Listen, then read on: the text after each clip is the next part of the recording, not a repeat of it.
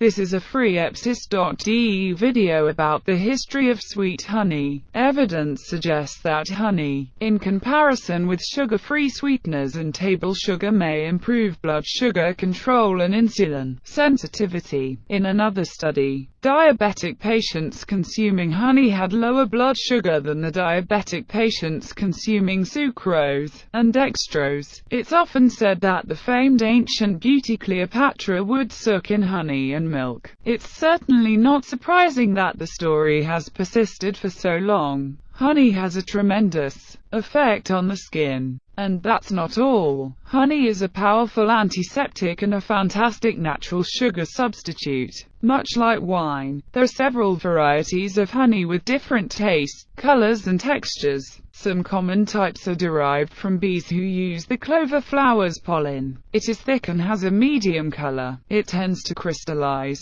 granulate more quickly when exposed to air. Acacia flowers produce another common variety. Some flowers, such as azaleas and rhododendron, lend toxic properties to the honey that are harmful to humans, but does not affect the bees. The resulting feeling is similar to using hallucinogens for producing ecstatic behaviors. Honey collection is an ancient activity. Humans apparently began hunting for honey at least 8,000 years ago, as evidenced by a cave painting in Valencia of Spain. The painting is a Mesolithic rock painting, showing two honey hunters collecting honey in honeycomb from a wild bee nest. The figures are depicted carrying baskets or gourds, and using a ladder, a series of ropes, to reach the wild nest. So far, the oldest remains of honey have been found in Georgia.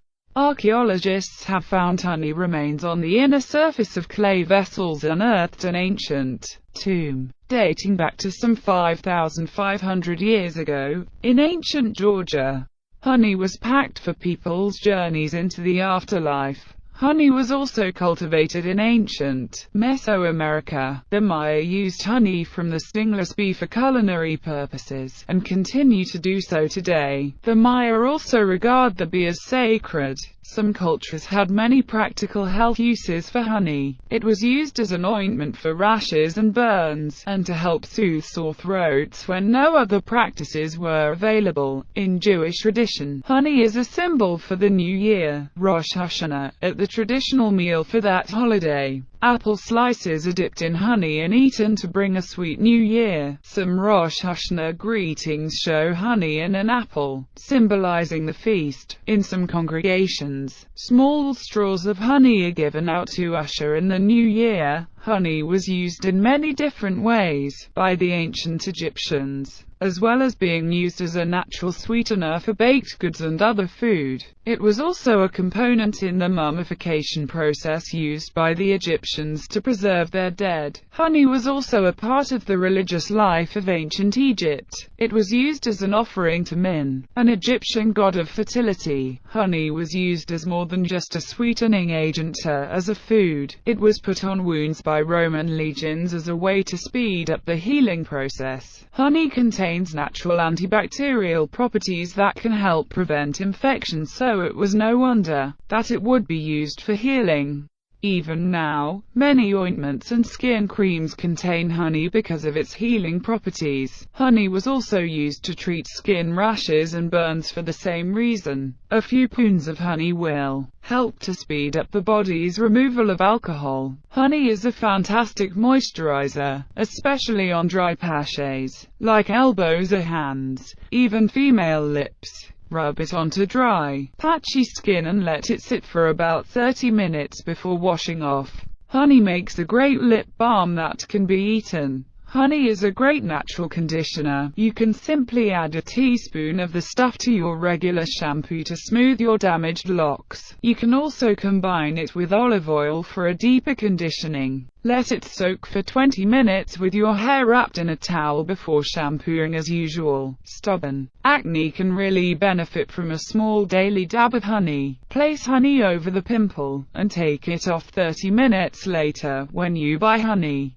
Make sure you buy raw honey. Raw honey gives better results than regular honey. Raw honey has all its beneficial values intact because it is unfiltered. Organic honey is also a very good choice. Surprisingly, raw honey has been extensively studied for the treatment of burns. Not only does it soothe and heal the skin, but the natural antibacterial properties effectively prevent infection. I also use raw honey instead of Neosporin when I get little cuts and scrapes for a natural antibacterial gel. Ancient Egyptians and Indians used honey as remedy for cure of eye diseases. Researchers have recently discovered that honey indeed works wonders for eyes, as it offers cure for various eye ailments. If applied daily, honey protects and improves the eyesight.